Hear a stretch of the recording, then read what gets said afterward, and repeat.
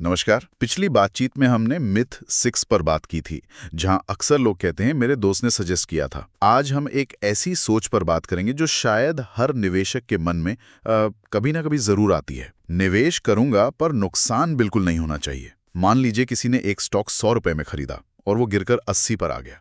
पहला ख्याल क्या आता है? घबराहट। आज हम इसी घबराहट को और इसके पीछे की वजह को समझने की कोशिश करेंगे। और ये सिर्फ घबराहट नहीं है, इसके पीछे एक गहरा मनोवैज्ञानिक कारण है।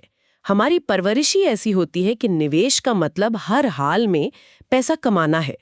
लेकिन यहाँ एक दिलचस्प बात है, जिसे बिहेवियरल फाइनेंस में लॉस अवर्जन या नुकसान से बचने की प्रवृत्ति कहते हैं। रिसर्च बताती है कि 100 रुपए खोने का दुख 100 रुपए कमाने की खुशी से मनोवैज्ञानिक रूप से लगभग 2 गुना ज्यादा ताकतवर होता है। अरे वाह, ये तो बहुत दिलचस्प है। इसका मतलब हमारा दिमाग ही हमें बेहतर निवेशक बनने से रोक रहा है।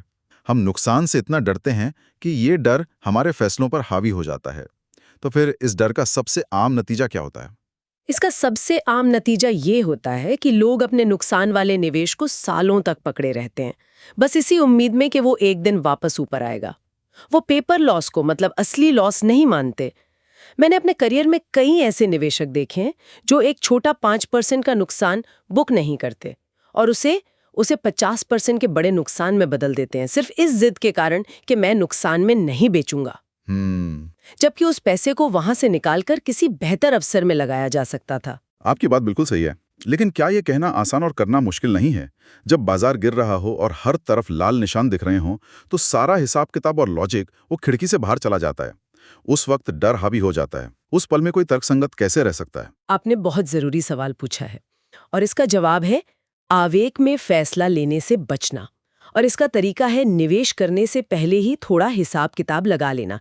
घबराहट में रिएक्ट करने के बजाय अपने आप से कुछ सवाल पूछकर खुद को तैयार करना चाहिए।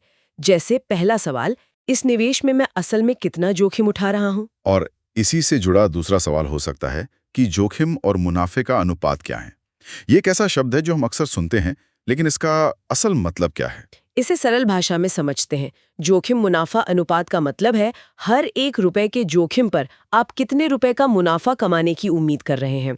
क्या आप 1 रुपए के जोखिम पर 1 रुपए कमाना चाहते हैं या 3 रुपए? ये जानना जरूरी है। इसके बाद तीसरा सवाल आता है, अगर जोखिम लिया है तो मेरी कितनी पूंजी दांव पर लग सकती है? और चौथा, इस निवेश का सबसे अच्छा और सबसे बुरा नतीजा क्या हो सकता है? और शायद सिर्फ इन नतीजों के बारे में सोचना ही काफी नहीं है। बिल्कुल नहीं, इन्हें लिख लेना चाहिए।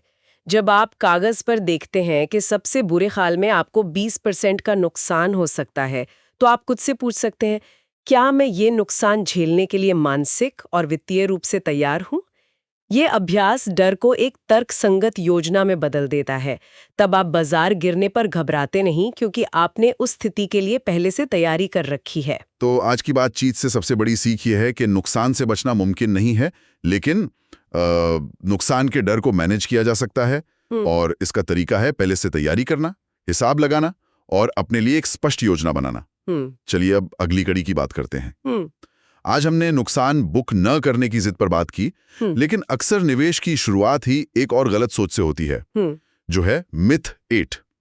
कम पैसा लगे लेकिन प्रॉफिट मोटा हो। और जाते जाते एक सवाल सबके लिए छोड़ जाती हूँ, क्या ये संभव है कि एक छोटा नुकसान बुक ना करने की जिद हमें अनजाने में और भी बड़े वित्तीय गड्ढे में धकेल देती है, जहां हम बेहतर अवसरों से हमेशा के लिए चूक जाते हैं? और बहुत दिलचस्प सवाल, इस पर जरूर सोचिएगा।